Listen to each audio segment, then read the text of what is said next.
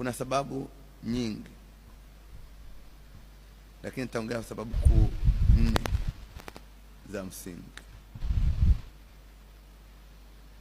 Sababu ya kwanza ya wasichana kutokuolewa ni muonekano wao. Yale muonekano unaweza kufanya usiolewe, kwa sababu wasichana wengi wazuri wanajifahamu kwamba wao ni wazuri. Yaani binti ambaye mrembo anajifahamu kama yeye nini, ni mrembo, na kwa kuwa ni mrembo anakuwa na option nyingi, anakuwa na mtazamo watu wengi, na anakuwa anafuatwa na vijana wengi, na kila kijana anayemfuata ana mpango naye. Hilo la kwanza.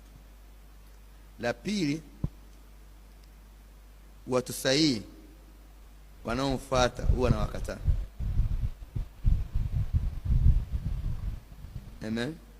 Sasa naongea kimwili kabisa, kama siongea kiroho. Amen.